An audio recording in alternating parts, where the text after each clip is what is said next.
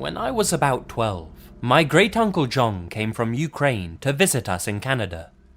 He had a lot of stories, but this was the one that stood out.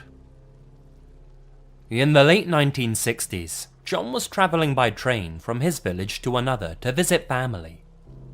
He had to change trains at one point, and was dropped off at what amounted to a platform in a hut in the middle of nowhere.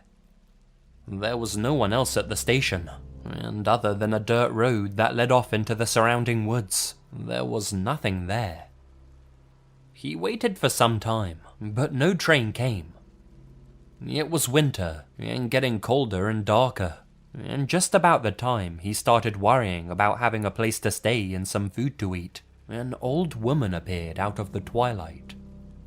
She asked if he was waiting for such and such a train, and when he said he was, she said it wouldn't be along until the following day.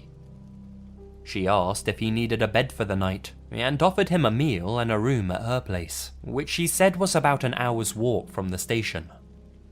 Lodging with locals was more or less the standard when travelling in this part of the USSR, and Great-Uncle John wasn't looking forward to a hungry night on a cold platform, so he was glad to accept her offer. He took his suitcase, and they set off together down the dark road into the forest. It was more than an hour away, more like 2, and by the time they arrived at the woman's small 2-story house, John was tired and hungry. They went inside, and the woman lit some oil lamps and warmed some borscht for them. It was the first time John was able to see the woman clearly, and he was a bit startled to realize that the old woman was actually a man. Not wanting to pry, and too tired to care, John finished his soup and asked where he would be sleeping. She led him up the stairs to a tiny room with a window that contained a single bed and nothing else. He thanked her, they said goodnight, and she closed the door. Then she locked it, leaving him in the dark. Somewhat creeped out by this, John called to her, but she didn't answer, and he heard nothing. Figuring he would deal with it in the morning, and that she had probably done it by mistake, John set his suitcase down and laid on the bed, deciding to make the best of it and get some sleep. Before he could fall asleep though, he felt the urge to pee, and got out of bed, hoping to find a chamber pot or something he could pee in.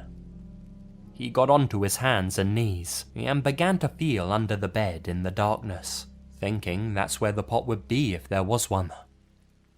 Instead, he found a body. Great-Uncle John went right to the window to see if he could exit the room that way. It was nailed shut. He knew that if he remained in the room, he was probably a dead man. But if he broke the window and tried to get out that way, there was a good chance that the old woman, and who knows who else was there, would hear him and come into the room before he could get away. So he did the only thing he could do. He pulled the body from under the bed, heaved it onto the mattress, and covered it with the blanket. Then he got under the bed and waited. Sure enough, about an hour later, he heard footsteps coming slowly up the stairs, and then towards the room. The lock clicked, and the knob turned slowly. In the gloom, John saw someone move towards the bed. He heard several terrific and sickening thuds.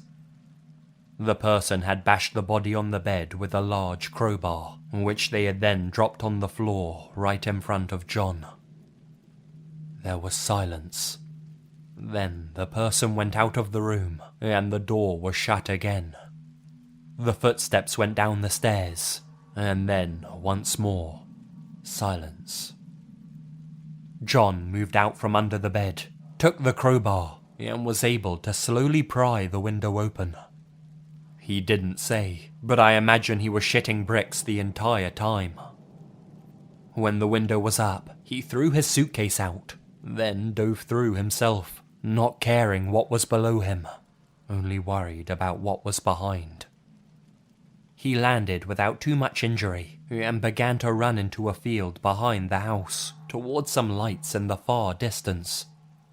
It turned out to be a highway with some military and transport trucks on it, and John was able to get a ride to another village where he could catch a train.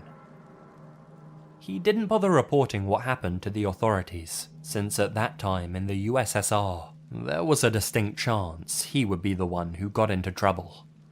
He just thanked God that he escaped, and decided that the next time he traveled to visit relatives, he'd take another way.